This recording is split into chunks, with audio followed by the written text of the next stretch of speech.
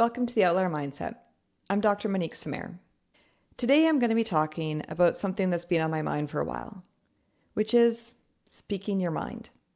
It sounds simple. Sometimes it is. Sometimes it's really hard. What does that mean within the context of Outlier Mindset? One of the ways of having an outlier mindset that I think is really important is to think of your own self, your own life, from an outlier perspective. We often judge other people by their actions, but ourselves by our intentions. What happens when you flip that? What if we were to look at our own lives as an outsider, an outlier? How would we judge ourselves if all we had to go off of were our actions rather than our known intentions? I think that's really important. And I've been thinking that about myself a lot lately. I think about, what do I talk about? What do I think about? This may seem like a silly example, but if it was like an alien society was here observing us and they could see all of our actions and you didn't know, how would they describe you? What would they say your intentions are based on the observed actions? Because really, that's all anyone else has to go on about you. Those who are close to you will give you that grace sometimes of, oh, well, you had good intentions. But really, what would an outsider or an outlier to your life think your intentions are or think your values are based on your day-to-day actions? And I find myself wondering, are my external actions truly reflecting my intentions? And where they aren't aligned, is that fixable? I see people having conversations one way in public and a different way when you're able to sit down with them one-on-one, when you're able to create a safe space to actually hear their ideas. And I think this has something to do with the Overton window. It's also sometimes called the window of discourse. The Overton window essentially is a way of thinking about how ideas or concepts or behaviors go from being unthinkable to being radical, to acceptable, then to popular, then policy, and then sometimes even into law. An example of this could be, for example, women's rights. There was a point in time where it was unthinkable that a woman would have a job outside the house, let alone vote or own a business or be a politician. And over time, that idea of what's acceptable for a woman to do in terms of jobs and work has drastically shifted. And then even policies have come into place. And it would be now unacceptable in a lot of circles to have a viewpoint that women should not have jobs. So what's acceptable has shifted very drastically. Another example that I find quite interesting, because it's one of the examples where it's actually reversed multiple times over the years, is around alcohol and prohibition. There have been attitudes that were accepting of alcohol for a long time. And then in some areas, prohibition came in. So it became unacceptable to partake in alcohol or to sell it. And then over time, that went back to being acceptable.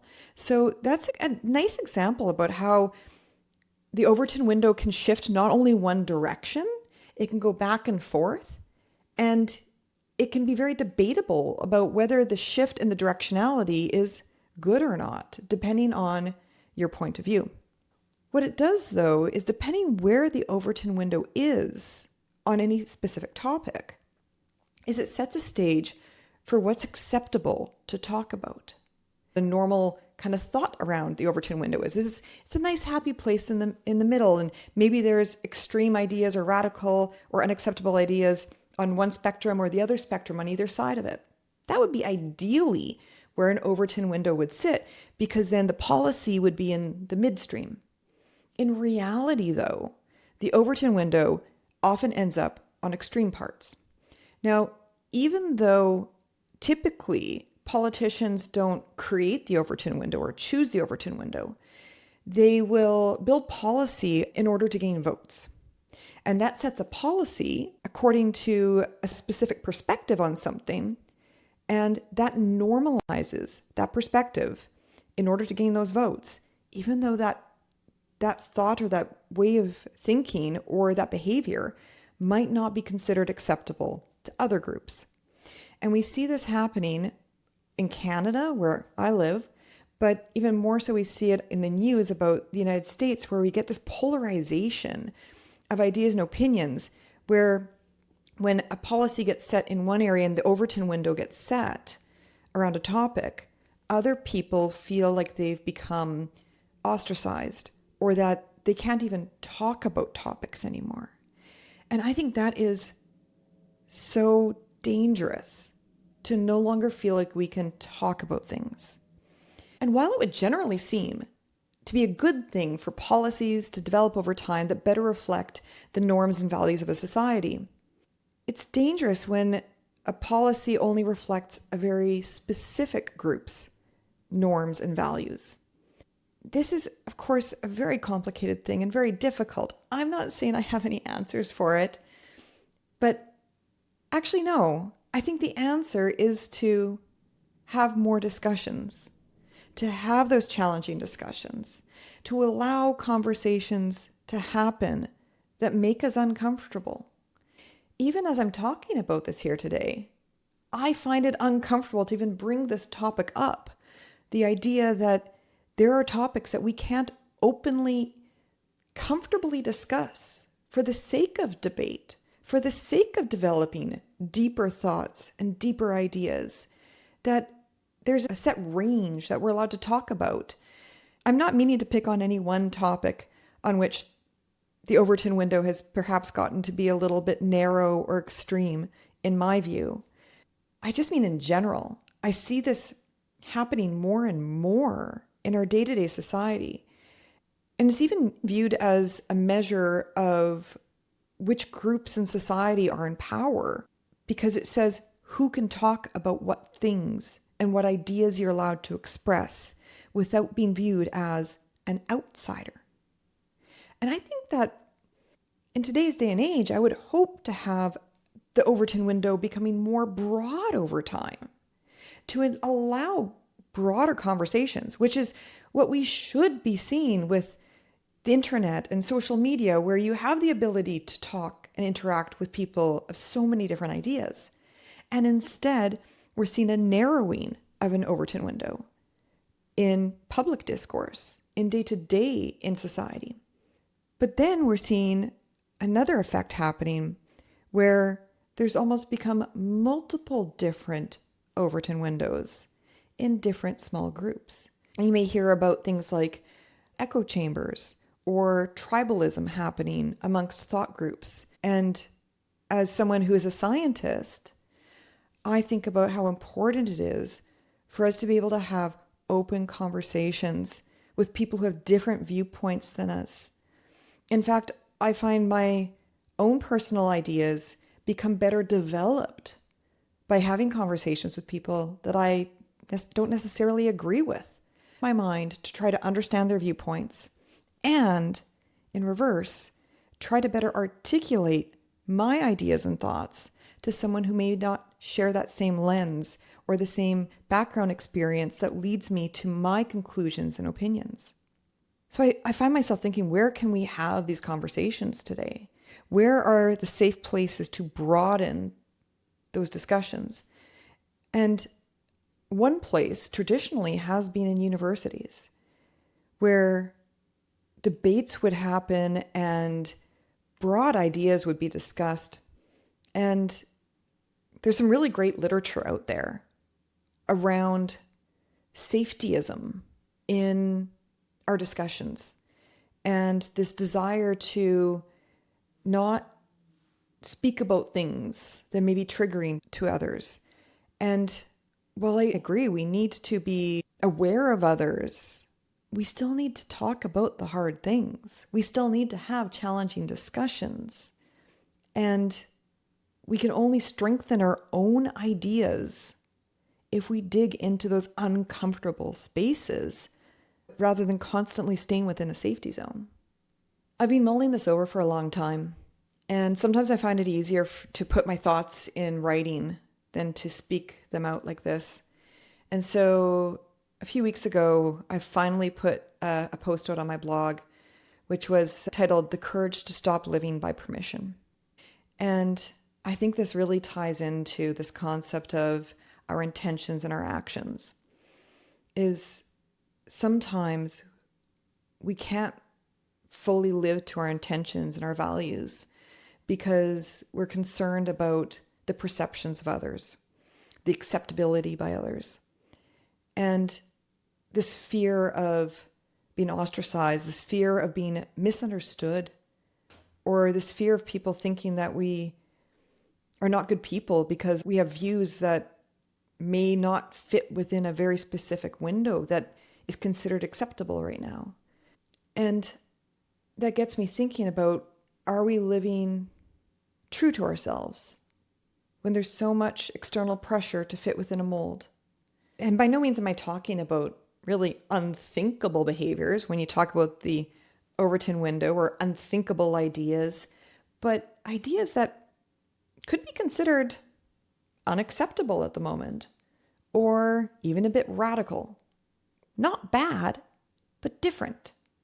I've started noticing this friction, not just with myself, but with many people that I talk with, where they feel there are things they can't talk about publicly.